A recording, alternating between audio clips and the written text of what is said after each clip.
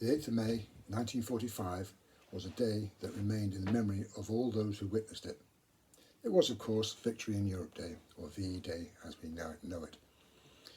It meant an end to nearly 6 years of war that had cost the lives of millions, had destroyed homes, cities and families, and had brought huge suffering and lack of life's necessities to the populations of entire countries.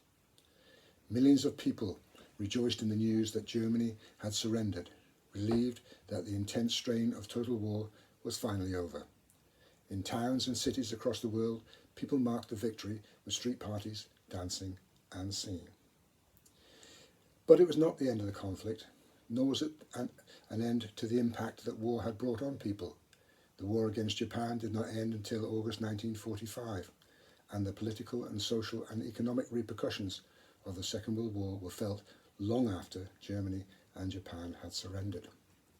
The news of Germany's surrender was not surprising. It had actually been anticipated for some time, and people across Britain were on standby to start celebrating the end of the war. The announcement that the war had ended in Europe was broadcast to the British people over the radio late in the evening of May the 7th. The BBC interrupted its scheduled programming with a news flash announcing that Victory in Europe Day would be a national holiday, and it would take place the following day on the 8th of May. Newspapers ran headlines as soon as they could. Special editions were printed to carry the long-awaited announcement. The news that the war in Europe soon spread like wildfire across the world.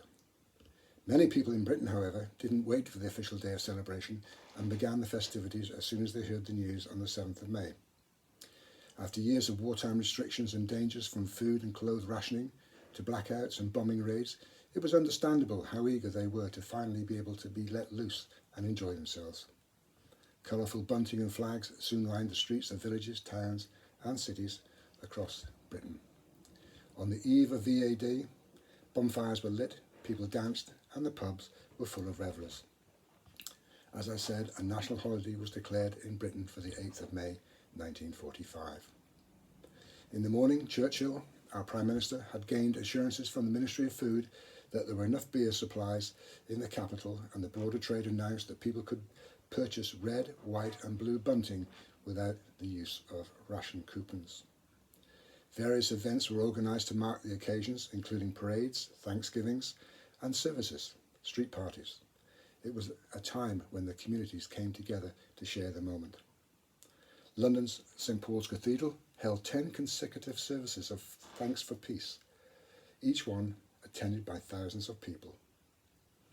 Winston Churchill, our Prime Minister at the time, was the man of the hour on VE Day.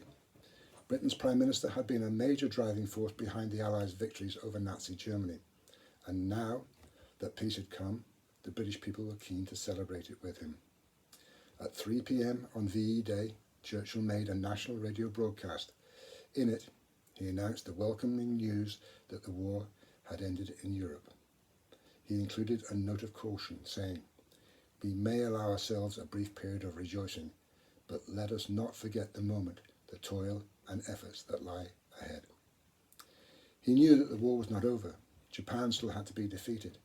Later on, Churchill appeared on the balcony of the Ministry of Health building in central London and gave an impromptu speech. Huge cheering crowds gathered below and declared, "This is your victory." The crowd shouted back, "No, it's yours, it's yours." The British royal family also played a central role in London's victory celebrations. Huge numbers of people surged down the Mall to Buckingham Palace, where King George VI, Queen Elizabeth and their daughters, Princess Elizabeth and Princess Margaret, soon appeared on the balcony to wave to the cheering crowds. In total, the King and Queen made 8 appearances on the balcony, and at one point were joined by Winston Churchill. Whilst the King and Queen were waving to the crowds for the last time that evening, their daughters were secretly mingling with the jubilant crowds below them. The future monarch, Princess Elizabeth, and her sister Margaret had been allowed to leave the palace to take part, anonymously, in the party-like atmosphere. King George VI, like Churchill, also gave a radio address. In it he praised the subjects' endurance and prayed for lasting peace. He also paid tribute to those who could not join in the celebrations, saying, "Let us remember those who will not come back. Let us remember the men in all the services and the women in all the services who have laid down their lives. We have come to the end of our tribulation, and they are not with us at the moment of our rejoicing. The VE Day celebrations continued well into the night. The largest crowd in Britain were in the capital, but people all around the country took part in parties, singing and dancing. Many bonfires and fireworks were lit to mark the occasion. An estimated 50,000 people were crowded around Piccadilly Circus in London as midnight approached.